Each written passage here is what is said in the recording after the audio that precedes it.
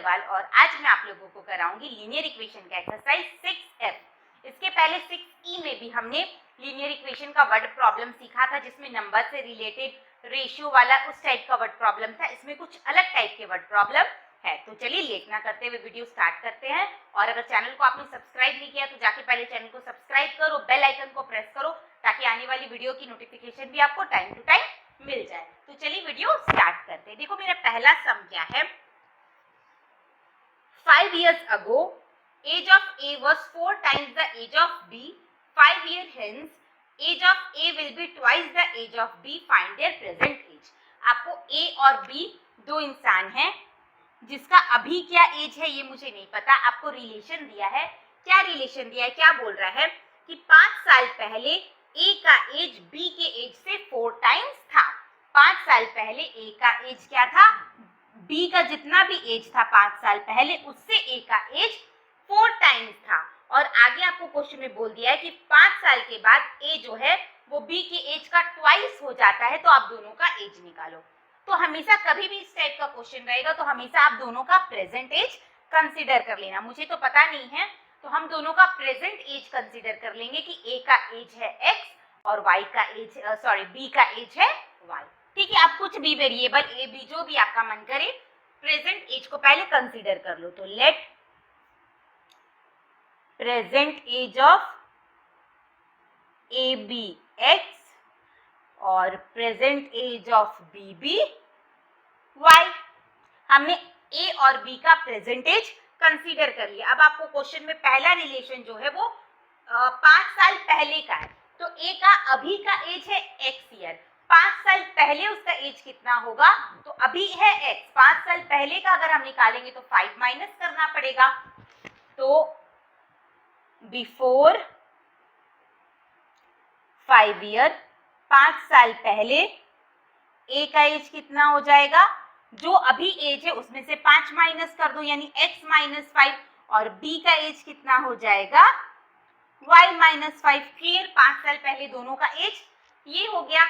आपको रिलेशन क्या गिवन है कि 5 साल पहले A का एज B के एज का 4 टाइम्स है। किसका एज, A का एज 4 टाइम्स है किसके एज से, B के एज से। तो जब भी हम इक्वेशन बनाते हैं तो इज इक्वल टू के दोनों तरफ नंबर सेम करना पड़ता है।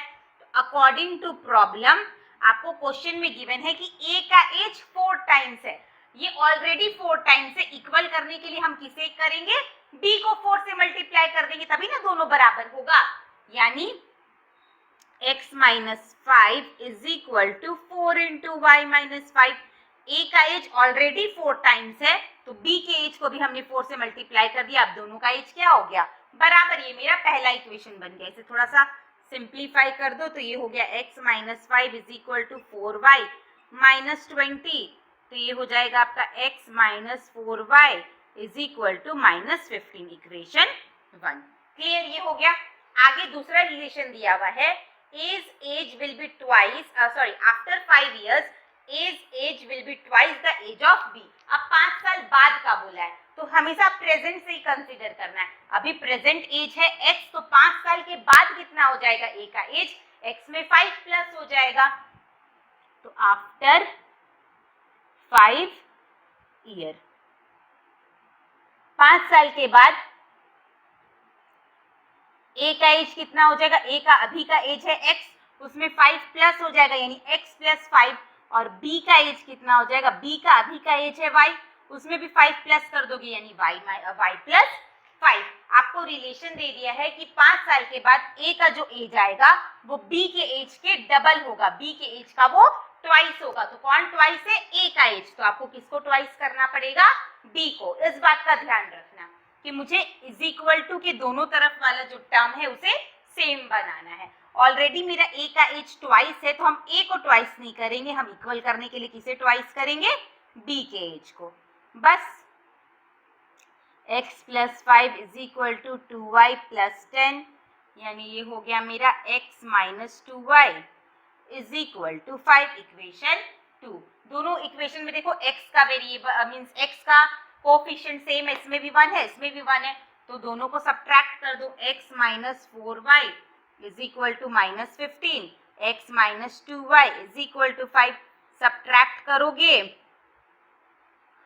Plus minus minus sign big number यानी -2y, minus minus plus sign big number यानी 20, y निकालोगे तो आएगा 10, यानी y का एज हो गया मेरा, सॉरी y आया 10 यानी b का एज हो गया मेरा 10।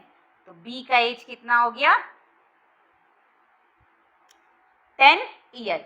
b का एज आ गया 10। अब a का निकालो तो उसके लिए मैं इधर कर देती हूँ, किसी भी एक इक्वेशन में पुट कर दो, मेरा x माइनस इसी में पुट कर देती हूँ, y का वैल्यू कितना आया 10 इज इक्वल टू -15, यहाँ से x आ जाएगा मेरा -15 प्लस 40 यानी x आ गया मेरा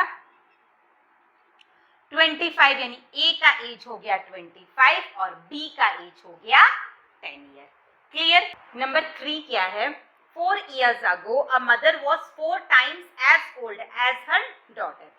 4 साल पहले किसी मदर का एज, उसकी जो डॉटर है उसके एज का कितना था 4 टाइम्स था, और 6 साल के बाद the mother will be 2.5 times as old as her daughter, और 6 साल के बाद वो मदर अपनी बेटी के एज की 2.5 टाइम्स हो जाएगी। तो आपको प्रेजेंट एज फाइंड करने बोला है, तो वही करेंगे हम, प्रेजेंट एज को कंसीडर कर लेंगे। देखो सारा क्वेश्चन एज वाला ही है।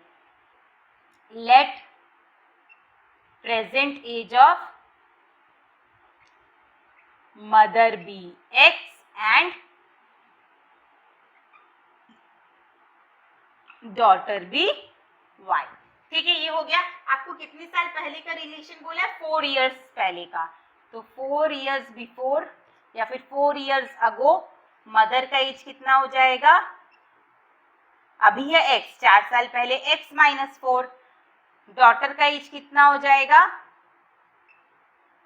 डॉटर का एज अभी कितना है, डॉटर का भी एज है y, 4 साल पहले हो जाएगा y माइनस 4। आपको रिलेशन दे दिया है कि 4 साल पहले वो मदर अपनी बेटी के एज की कितनी थी 4 टाइम्स थी, तो कौन 4 टाइम्स है, मदर 4 टाइम्स है। आपको किसको 4 टाइम्स करना पड़ेगा, डॉटर को। तो इक्वेशन बनेगा मेरा x minus 4 is equal to 4 into y minus 4, equal करो 4y माइनस 16, यानी ये हो गया x minus 4y is equal to -12, equation 1। Clear.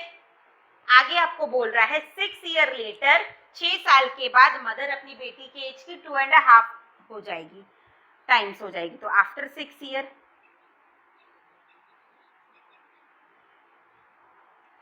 छह साल के बाद, अभी मदर का एज है x, तो 6 साल के बाद मदर का एज कितना हो जाएगा x प्लस 6, और डॉटर का अभी का एज है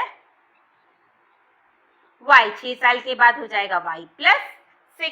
क्लियर, ये हो गया है। आगे आपको क्या बोले, 6 साल के बाद वो मदर जो है वो अपनी बेटी के एज की 2.5 टाइम्स है, कौन 2.5 टाइम्स है, मदर, तो आपको किसको करना पड़ेगा, डॉटर को, यानी मदर का एज है x plus 6 is equal to 2.5 into y plus 6।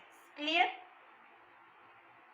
Solve करो, x plus 6 is equal to 5/2 into y plus 6, ये क्रॉस मल्टीप्लाई हो जाएगा तो 2x प्लस 2 से ये मल्टीप्लाई होगा 12 is equal to 5y plus 5 6 30, 2x minus 5y is equal to 18, equation 2।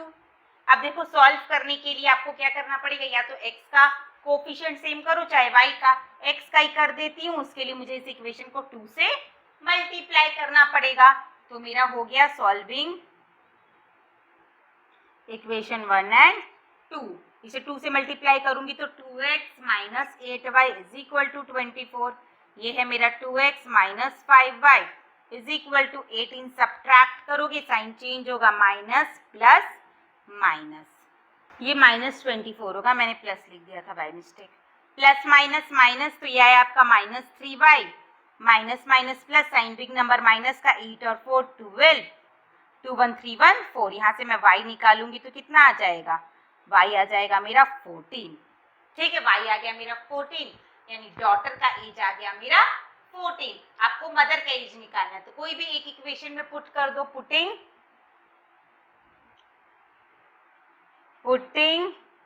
y is equal to 14 in equation 1।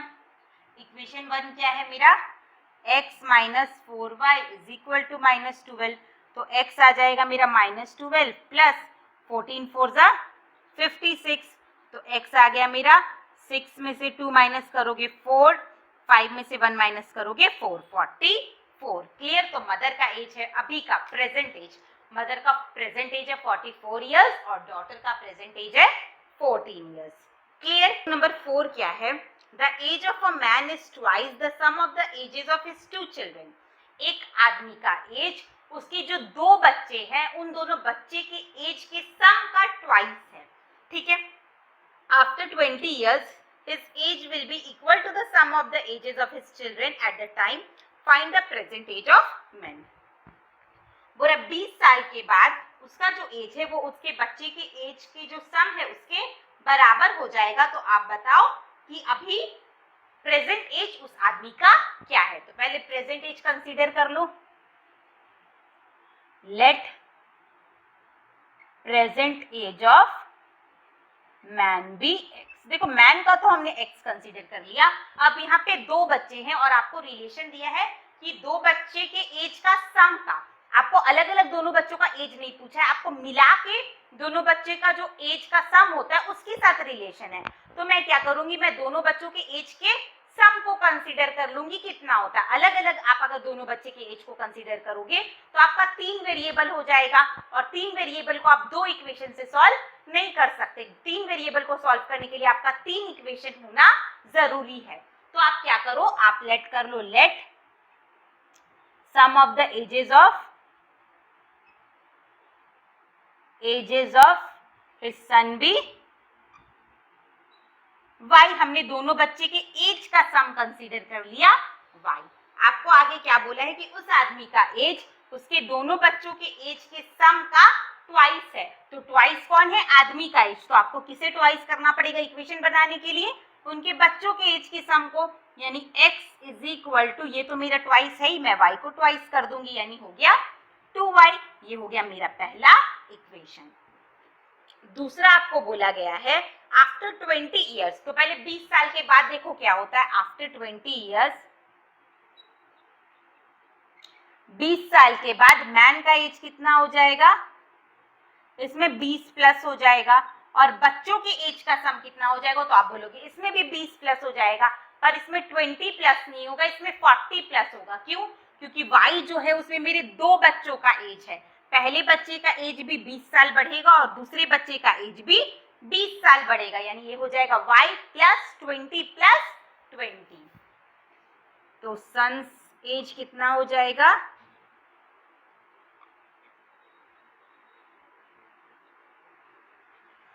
y plus 20 plus 20, यानी ये हो जाएगा आपका y प्लस 40। और आपको क्या बोल दिया है? After 20 years his age will be equal to the sum of the ages of his son. मतलब 20 साल के बाद इसका जो एज आएगा उसके बच्चों के एज के सम के बराबर हो जाएगा, यानी x प्लस 20 का वैल्यू किसके इक्वल है? y plus 40। ये बन गया इक्वेशन 2। सॉल्व करो। आपको निकालने बोला है मैन का एज, मैन का एज है x, यानी आपको x फाइंड आउट करना है। तो y को भी मैं x के टर्म में ले आती हूँ। अगर मैं यहाँ से y निकालूं तो y आएगा मेरा x/2। बस y का वैल्यू पुट कर दो यहाँ पे, ये 20 उधर चल भेज दो, ये y को इधर ले आओ, यानी x minus y is equal to 20। x y के प्लेस में मैं लिख सकती हूँ x/2 is equal to 20। LCM लोगे तो ये आ जाएगा आपका 2x minus x/2 is equal to 20। यहाँ से x निकालोगे तो 40 इयर्स। ठीक है, यानी मैन का प्रेजेंट एज कितना हो गया? 40 इयर्स। क्लियर। अब देखो नेक्स्ट, देखो नंबर 5 क्या है? The annual income of A and B are in ratio 3:4 and their annual expenditure are in ratio 5:7 if each saves ₹5,000 find their annual income. तो सबसे पहले आप एनुअल इनकम कंसीडर करो। लेट कर लो, let annual income of A be ₹X and B be ₹Y। ठीक है, हमने कंसीडर कर लिया। आपको बोला है ए और बी के एनुअल इनकम का रेशियो गिवन है 3:4। पहला कंडीशन मिल गया मुझे, ए का इनकम है ₹X, बी का इनकम है ₹Y, उनका रेशियो निकालते हो तो कितना आता है? 3/4। 4, इसे क्रॉस मल्टीप्लाई करो तो 3x is equal to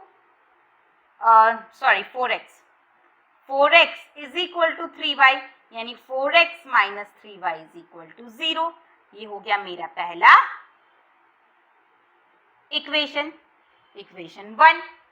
next आपको क्या बोल रहा है कि उनके एक्सपेंडिचर का रेशियो गिवन है 5:7 और दोनों 5,000 रुपीज सेव करते। तो देखो इनकम है, सपोज करो आपका इनकम है 500 रुपीज, उसमें से अगर आप 100 रुपीज सेव करते हो तो आपका एक्सपेंडिचर कितना होगा? एक्सपेंडिचर मीन्स आपने कितना रुपीज खर्च किया, तो आपके इनकम में से सेविंग को माइनस करना पड़ेगा, तब एक्सपेंडिचर आ जाएगा। 500 में से 100 माइनस कर लिया, मतलब मैंने 400 रुपीज खर्च किया। वैसे ए का इनकम है x रुपीज और वो सेव करता है 5,000, मतलब एक्सपेंडिचर कितना है उसका? x minus 5,000। एक्सपेंडिचर ऑफ ए हो जाएगा x माइनस 5,000 और b भी 5,000 रुपीज ही सेव करता है, तो एक्सपेंडिचर ऑफ b हो जाएगा आपका y माइनस 5,000। और दोनों के एक्सपेंडिचर का रेशियो आपको गिवन है, कितना गिवन है? 5:7, मतलब x minus 5,000 by y minus 5,000 is equal to 5/7। Cross multiply करो, 7x minus 7 5 35,000 is equal to 5y minus 25,000। ये मेरा इधर आएगा तो 7x minus 5y is equal to 10,000। Clear? ये बन गया equation 2।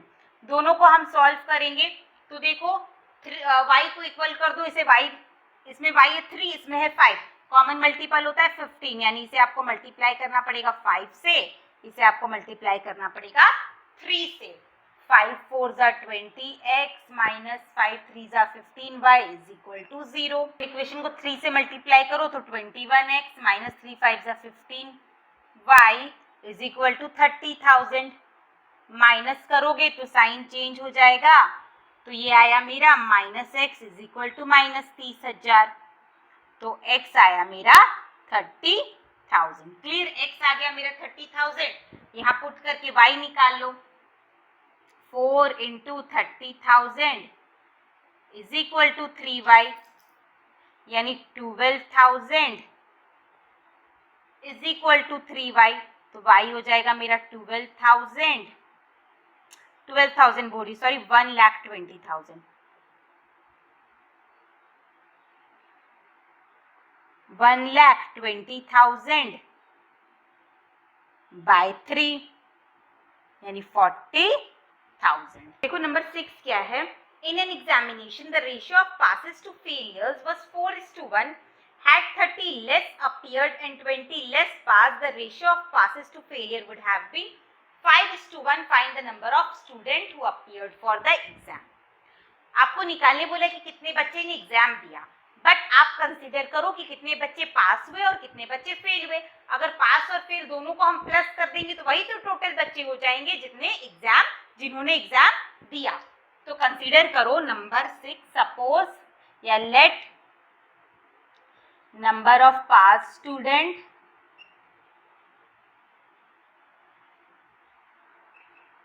B x and failed student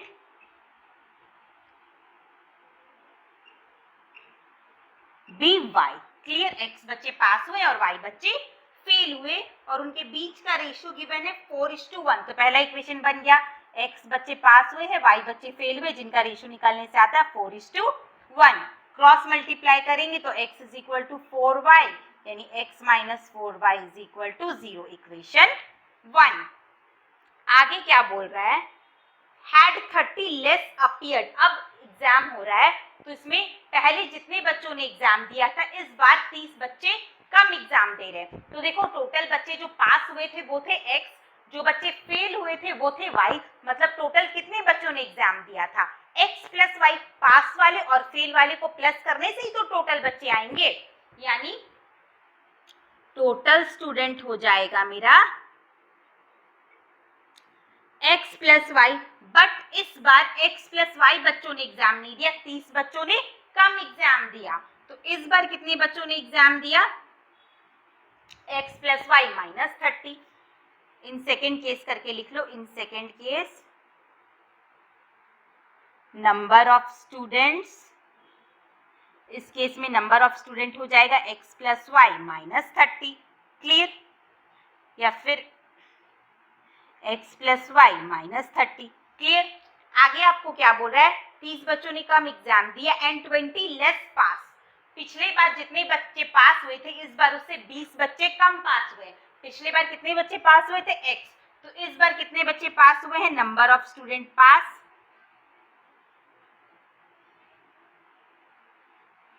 इस बार x में से 20 बच्चे पास हुए। फेल का आपको कुछ नहीं दिया, वो आपको निकालना पड़ेगा। कैसे निकालोगे, तो इस बार देखो इतने बच्चों ने एग्जाम दिया, उसमें से इतने बच्चे पास हुए, तो टोटल में से अगर मैं पास वाले बच्चों को माइनस कर दूं तो फेल वाले बच्चे आ जाएंगे, यानी नंबर ऑफ स्टूडेंट्स फेल्ड कितना हो जाएगा, कितने बच्चों ने एग्जाम दिया, x प्लस वाई माइनस 30, उसमें से पास कितना जन हुआ, x माइनस 20, ब्रैकेट खोलो, x plus Y minus 30 minus x minus minus plus 20, यानी y माइनस 10, कितने बच्चे फेल हुए, y माइनस 10। अब इस बार पास हुए बच्चे और फेल हुए बच्चों का रेशियो है 5:1, यानी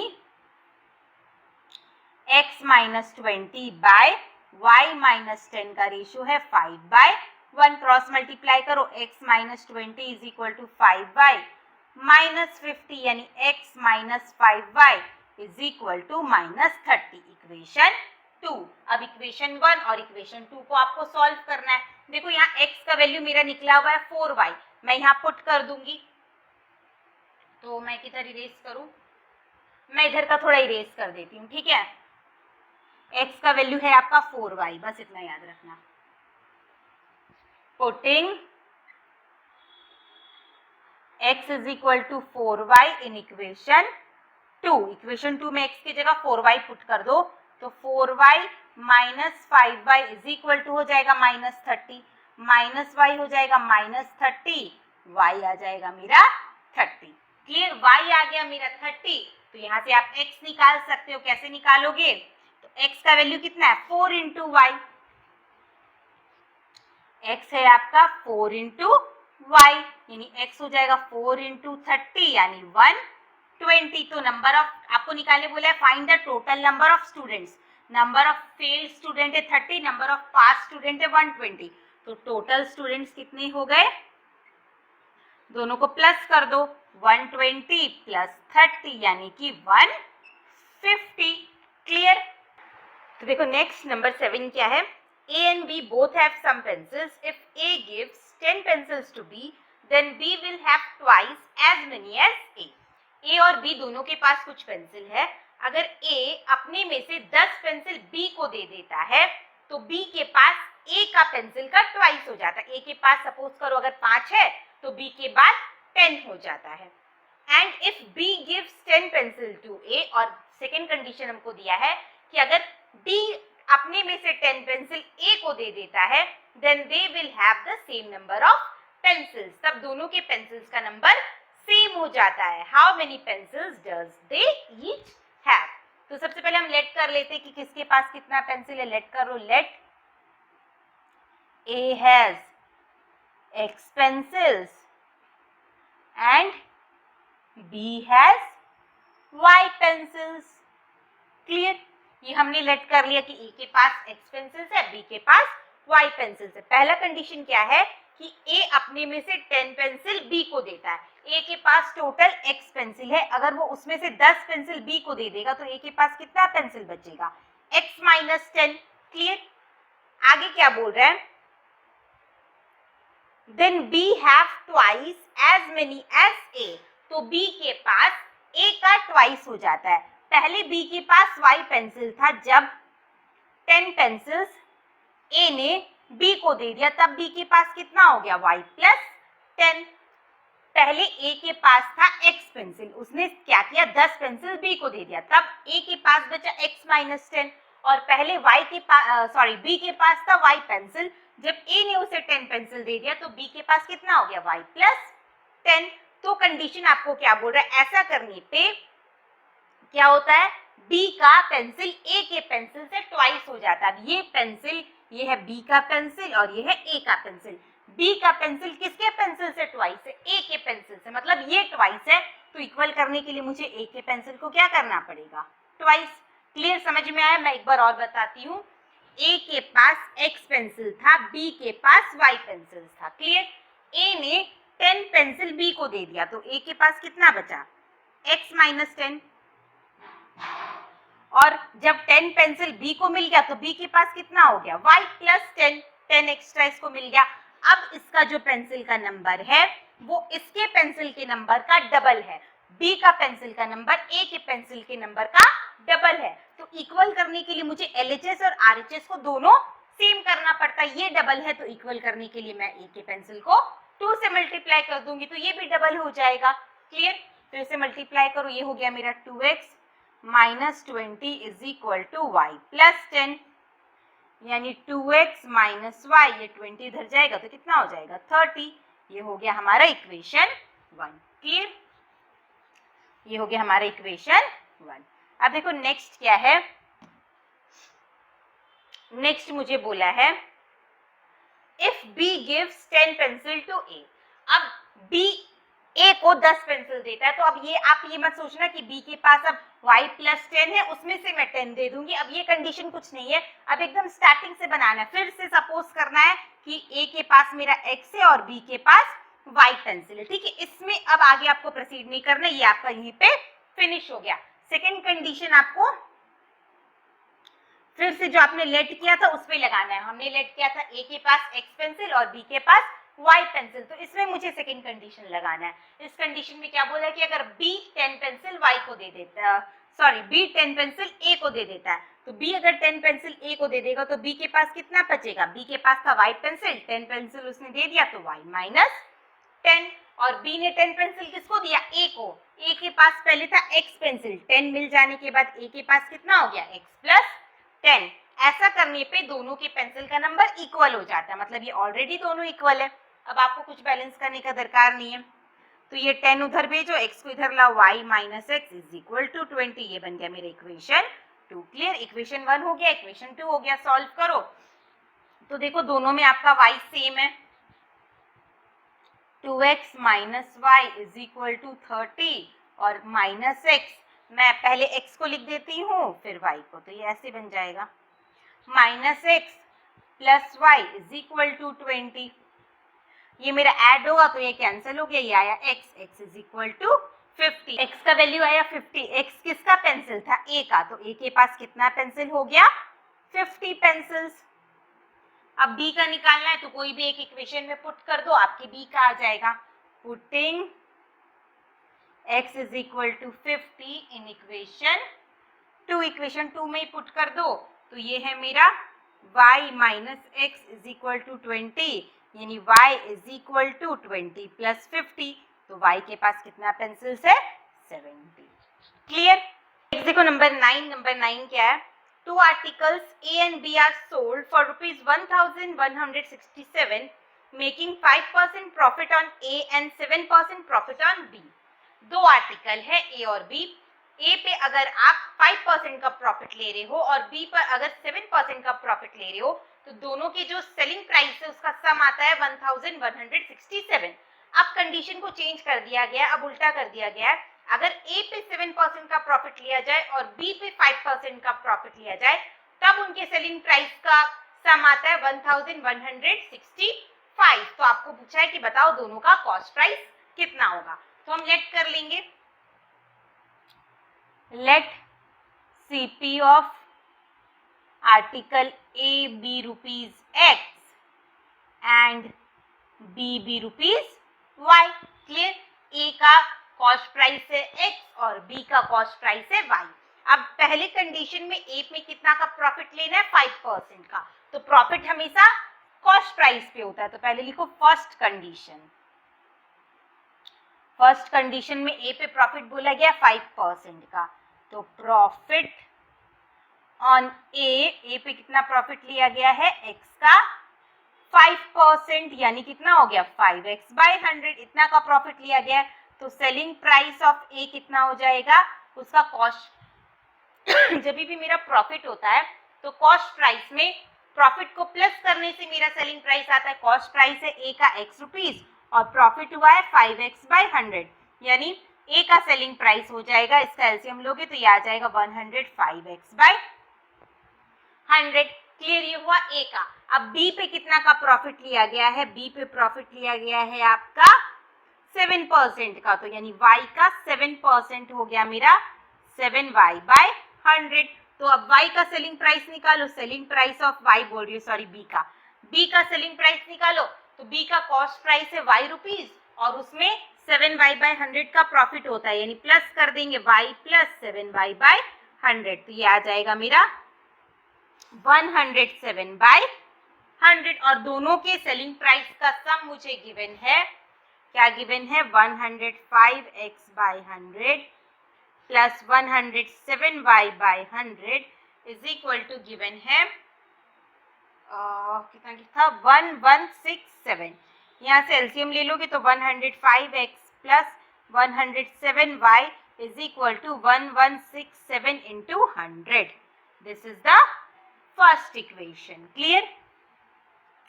अब सेकेंड इक्वेशन में आपका सेकेंड कंडीशन है आपका, उसमें चेंज कर दिया गया, इसमें ए पे आपको 7% का प्रॉफिट लेना, तो यहाँ पे लिखो सेकेंड कंडीशन। सेकेंड कंडीशन में ए में मुझे 7% का प्रॉफिट लेना, तो प्रॉफिट ऑन ए, इस बार ए पे 7% का प्रॉफिट लेना है, तो ए का सेलिंग कॉस्ट प्राइस है x पे 7% का प्रॉफिट हो जाएगा मेरा 7x/100, तो एसपी आ जाएगा, सेलिंग प्राइस आ जाएगा ए का, पहले x रुपीज में उसका कॉस्ट प्राइस था और उसमें प्रॉफिट लिया हमने 7x/100 का, तो प्लस कर दोगे तो ये आ जाएगा मेरा 107x/100।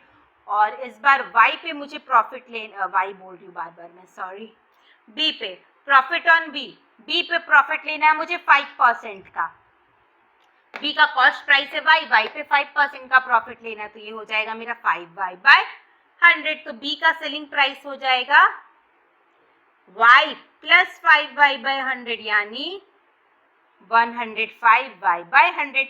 तो इस बार इक्वेशन बनेगा मेरा a का है 107x/100, b का है 105y/100 और दोनों का सम मुझे गिवन है 1165, तो ये आ जाएगा 107x plus 105y is equal to 116500, equation 2। अब दोनों इक्वेशन को क्या करना पड़ेगा, सॉल्व। तो देखो अब इन दोनों इक्वेशन को, जो मेरा इक्वेशन 1 है और इक्वेशन 2 है, उसे सॉल्व करना पड़ेगा। अगर हम जो मेथड यूज करते हैं एलिमिनेशन बाय इक्वेशन कोफिशिएंट, उससे आप सॉल्व करने जाओगे तो देखो बहुत लेंदी हो जाएगा। यहाँ पे x आपका है 105, यहाँ पे x है आपका 107, तो कुछ कॉमन मल्टीपल नहीं है, आपको क्या करना पड़ेगा, इसे 107 से मल्टीप्लाई करना पड़ेगा, इसे 105 से मल्टीप्लाई करना पड़ेगा, फिर सॉल्व करना पड़ेगा, और वो इक्वेशन बहुत ही ज्यादा लेंदी और बहुत ज्यादा कैलकुलेशन हो जाएगा, तो हम वैसे नहीं करेंगे। मैं क्या करूंगी, मैं इक्वेशन को थोड़ा स्मॉल करूंगी, थोड़ा छोटा करूंगी। कैसे करूंगी, तो इसके लिए मैं ऊपर वाला इरेज कर रही हूँ, अगर आपने नोट डाउन नहीं किया तो इसका स्क्रीनशॉट ले लो। देखो इक्वेशन को मैं सॉर्ट कैसे करूंगी, इतना बड़ा बड़ा कैलकुलेशन करने से कोई फायदा नहीं है, वो आपका बहुत ज्यादा हार्ड पड़ेगा। तो हम क्या करेंगे, हम दोनों इक्वेशन को एक बार ऐड करेंगे और एक बार सब्ट्रैक्ट करेंगे। उससे क्या होगा, तो देखो मेरा दोनों में 105 यहाँ पे है, 107 यहाँ पे, ऐड करोगे और यहाँ पे भी 107 है, यहाँ पे भी 105 है, तो x और y का जो कोएफिशिएंट आएगा वो दोनों में सेम आ जाएगा, ऐड करने से भी और सब्ट्रैक्ट करने से भी। तो एक बार लिखो एडिंग इक्वेशन, ये आप ऐड और सब्ट्रैक्ट करोगे तभी आपका x और y का वैल्यू नहीं आएगा, जबकि मेरा इक्वेशन थोड़ा शॉर्ट होगा। तो एडिंग इक्वेशन 1 एंड 2, इक्वेशन 1 है मेरा 105x plus 107y is equal to 116,700 और इक्वेशन 2 है 107x plus 105y is equal to 116,500। Add करो तो ये आया मेरा 212x plus 212y is equal to 006 और 7 और 5 12, 6 6 12 113, 112 13 112। यहाँ से 212 कॉमन ले लो तो x प्लस y आ जाएगा 233,200, यहाँ से अगर मैं x प्लस वाई निकालूं तो मेरा x प्लस वाई आ जाएगा 233,200 को डिवाइड करो 212 से, तो ये मेरा जाएगा 212 से डिवाइड करो 233,200 को, 1 बार में आया 212, माइनस करोगे तो ये आएगा मेरा 212 ना सॉरी, फिर 1 बार में यानी 1100, 1100 टाइम्स में ये मेरा कैंसिल हो जाएगा। तो देखो अब मेरा ये इक्वेशन छोटा बन गया, x प्लस वाई आ गया 1100। क्लियर? इसका नाम दे दो इक्वेशन 3। क्यों किया हमने? आप चाहते तो 1 और 2 को भी सॉल्व कर सकते थे, पर वो मेरा कैलकुलेशन बहुत ज्यादा लेंदी हो रहा था, इसलिए मैंने दोनों इक्वेशन को एक बार ऐड कर दिया और एक नया इक्वेशन बना जो कि x और y के फॉर्म में है। और ये थोड़ा मेरा छोटा है, मीन्स इसका कोएफिशिएंट देखो दोनों का 1 है, तो आपको कैलकुलेट करने में आसान होगा, इसलिए हमने ऐड किया। अब दोनों इक्वेशन को हम क्या करेंगे, एक बार सब्ट्रैक्ट। तो इसे मैं इरेज कर रही हूं।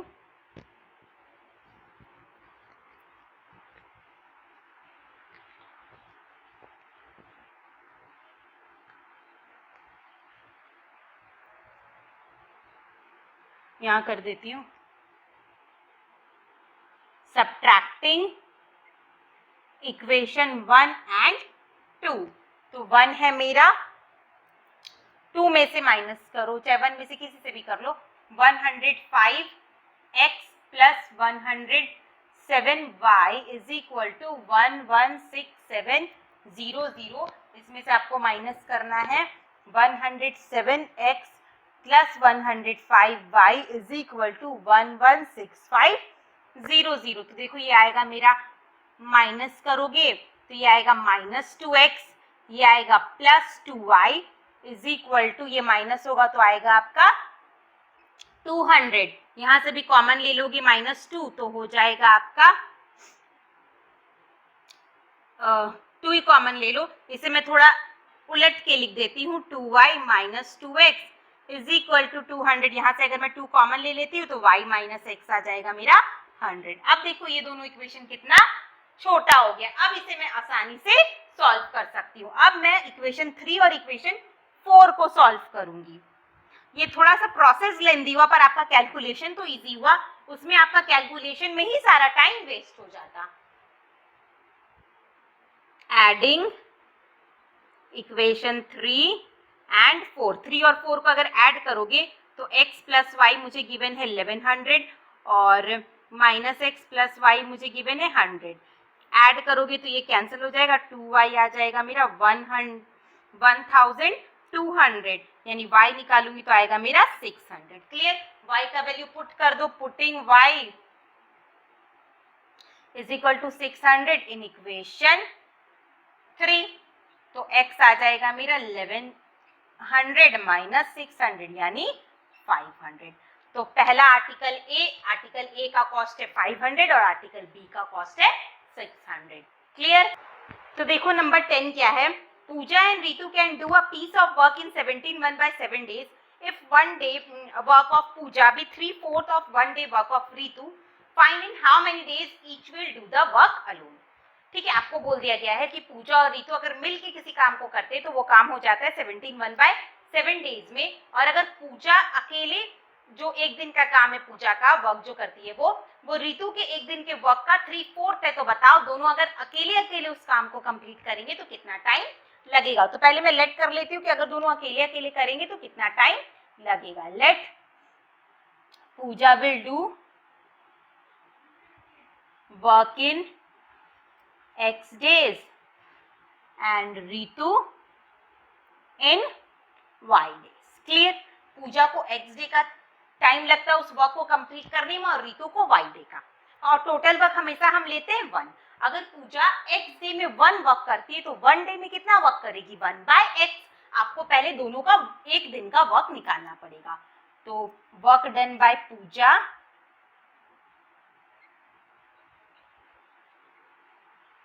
इन 1 डे, तो 1 डे में पूजा का वर्क हो जाएगा 1/x, work done bye Ritu इन 1 डे, तो 1 डे में रीतू का वर्क हो जाएगा 1/y।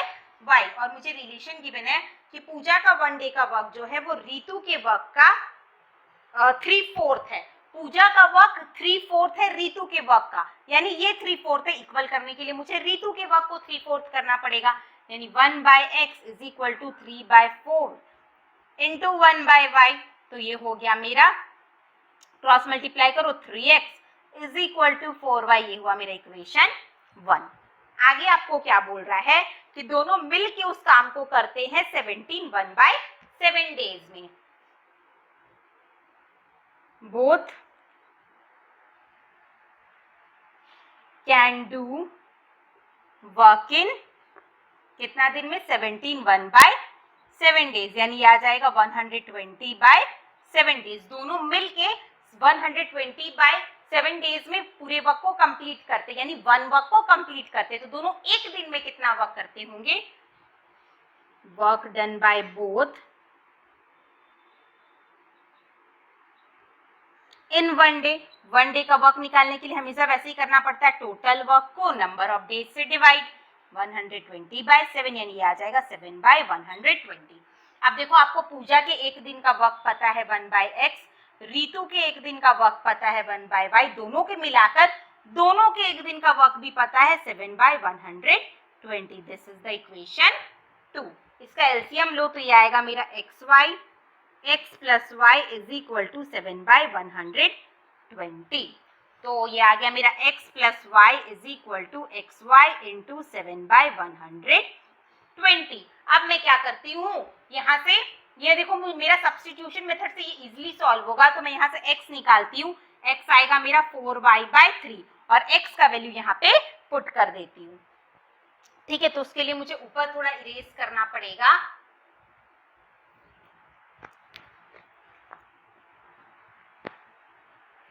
याद रखना x का वैल्यू आया है 4y/3, तो इसके प्लेस में लिखो 4y/3, x के प्लेस में, y के प्लेस में y रहेगा, फिर x के प्लेस में 4y/3, y के प्लेस में y रहेगा, इंटू 7/120।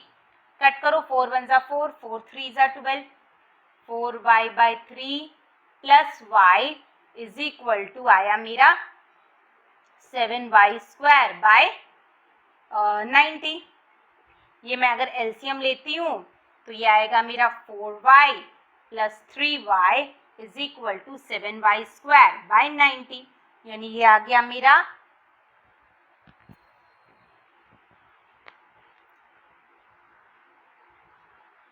ये आ गया मेरा 7y/3 is equal to 7y²/90। देखो 7 7 कैंसल, 3 से कैंसल होगा 30 बार में, यानी y is equal to y²/30। तो यहाँ से अगर मैं y² निकालूं तो 30y, एक y भी कैंसल हो जाएगा तो y आ जाएगा मेरा 30। क्लियर, y आ गया मेरा 30। और x निकालो, x का वैल्यू कितना था, x था मेरा 4y/3 के, पुट कर दो 4 इंटू 30/30, यानी x आ गया मेरा 40। x था पूजा का वक्त, तो पूजा अकेले उस वक्त को करेगी 40 डेज में और रीतू अकेले उस वक्त को करेगी 30 डेज में। क्लियर, तो इसी के साथ ये एक्सरसाइज मेरा यहीं पे फिनिश होता है। नेक्स्ट वीडियो में हम इस चैप्टर का लास्ट एक्सरसाइज करेंगे 6G। अगर आपको कोई भी सम में कुछ भी डाउट है तो आप हमारे टेलीग्राम ग्रुप को ज्वाइन करो। ग्रुप का लिंक डिस्क्रिप्शन बॉक्स में प्रोवाइडेड है, वहां पे आप अपने सम को पोस्ट कर सकते हैं। वीडियो कैसा लगा लाइक करके कमेंट करके बताना। कोई भी डाउट होगा तो टेलीग्राम ग्रुप में पूछ लेना। Thank you.